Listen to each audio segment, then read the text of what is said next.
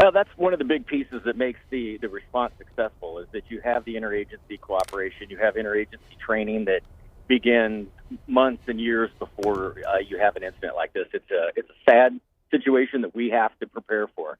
If you're not ready and if you're not planning, you're behind, because what we see today and what we've seen in the past is that no community is immune to this, and that you depend on that response from those first responders. And we train with all the agencies here in Central Iowa. It's replicated over and over again, and there's a very strict script that you follow so that everybody knows what you're doing when you get there. Right, we're talking about kids, and like you said, something you have to prepare for, but never want to be in this situation. But Sergeant Parizek, can you confirm or tell us how much of a role Des Moines Police is playing in this situation right now?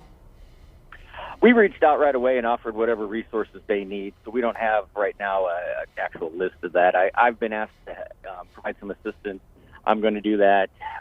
We're there to support them with whatever they need, just as they've been there for us in the past. And that's one of the things that kind of sometimes gets overlooked is the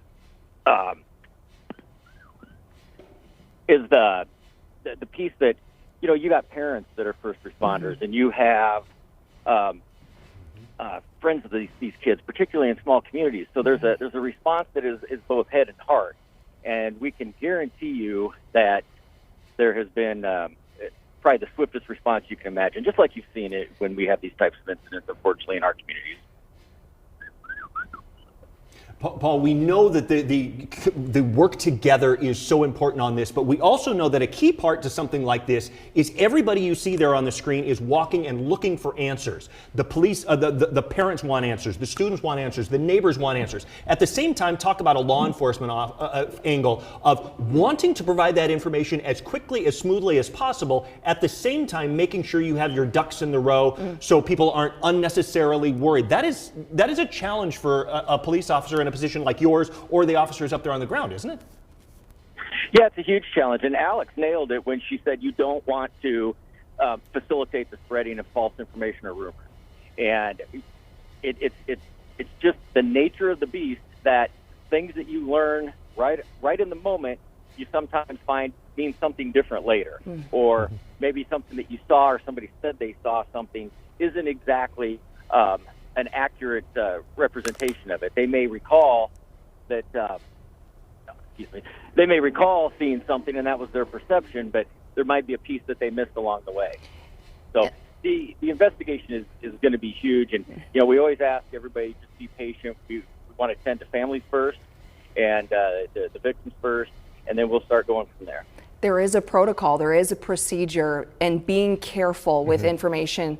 And again, because we are also talking about high schoolers, this is at the high school, early in the morning on their first day back, a shooting at one of our local high schools. So being careful and understanding the information that is coming. And with the power of our team and our eyes on the ground and the video that you are seeing live right now, that comes with the understanding that you have to be patient, like you mentioned, Sergeant Parizek, because we are seeing this in real time. It has not even been 2 hours since this happened, which is still very early in an investigation.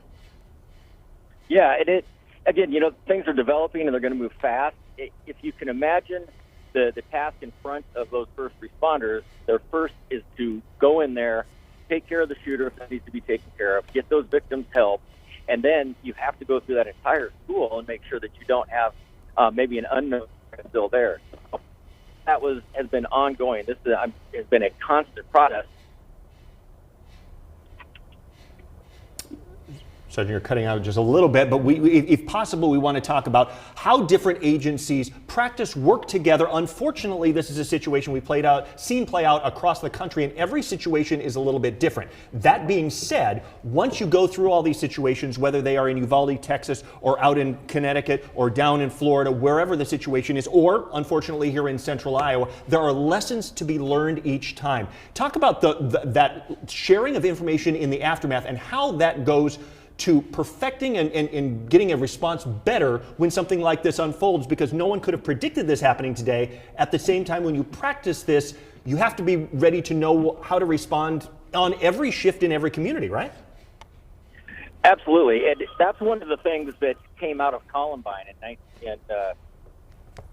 in Colorado was that we immediately learned in law enforcement we need to change our response. We can't go to a scene, secure it, and wait for the SWAT team. You have to have every one of your initial first responders locked in as the person that's the first one there is going through the door.